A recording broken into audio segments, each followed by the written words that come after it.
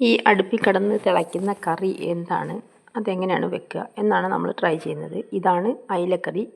തേങ്ങ വറുത്തരച്ച് വെച്ച അയിലക്കറിയാണ്. അതാണ് നമ്മൾ വെക്കാൻ പോകുന്നത്.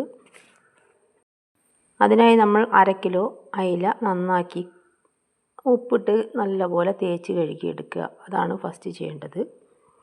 അങ്ങനെ ഉപ്പിട്ട് തേച്ച് കഴുകിയെടുത്തതിന് ശേഷം അതിലേക്ക് ചേർക്കുന്നതിനായിട്ട് ഒരു തേങ്ങ പൊട്ടിച്ചെടുത്തു. മീഡിയം സൈസ് തേങ്ങ അത് ചിരകി വറുത്തെടുക്കുക എന്നുള്ളതാണ് അടുത്ത സ്റ്റെപ്പ്. 4-5 കുഞ്ഞുള്ളി ചെറുതായി അത് പൊളിച്ചെടുത്ത് ചെറുതായി അരിഞ്ഞ് വറുക്കുന്ന തേങ്ങയ്ക്കകത്ത് ഇട്ട് നല്ലതുപോലെ ഒന്ന് വറുത്തെടുക്കുക.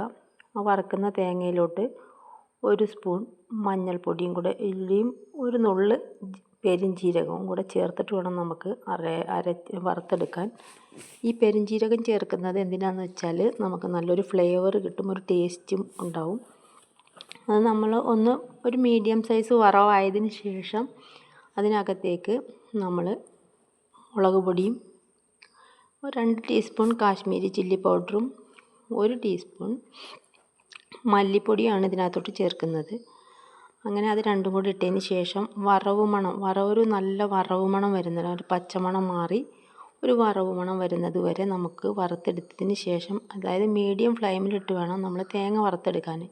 അല്ലാന്നുണ്ടെങ്കിൽ കരിയാനോ ഇങ്ങനെ ബുദ്ധിമുട്ടാവാതിരിക്കാനാണ് ഞാൻ പറയുന്നത്.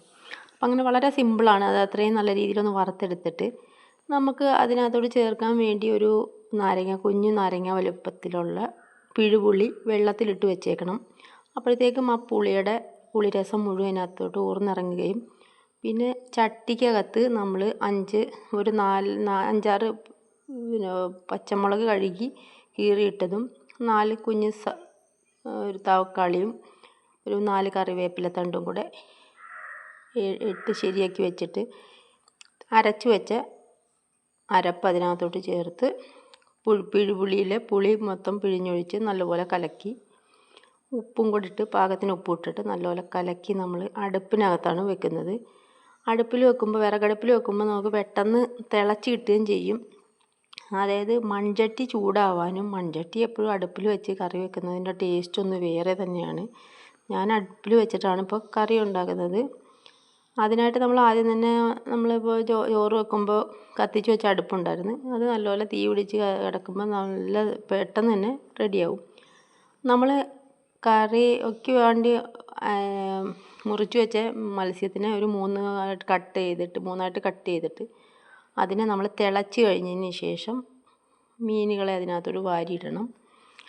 ഒന്ന് നന്നായിട്ട് കുറച്ചൊരു തിളയായി കുറച്ച് ഹാഫ് കുക്കായി എന്ന് കാണുമ്പോൾ നമ്മൾ അതിനകത്തോട്ട് വറുത്ത് പൊടിച്ച് വെച്ചേക്കുന്ന ഉലുവാപ്പൊടിയും കൂടെ ചേർത്ത് ഒന്ന് ഇളക്കിയിട്ട് പിന്നെ നമ്മളവിടെ കിടന്ന് വെന്ത് കഴിഞ്ഞൊന്ന് വറ്റി വരുമ്പോൾ നല്ല ടേസ്റ്റുള്ള മീൻകറി റെഡി ആയിട്ടുണ്ടാവും.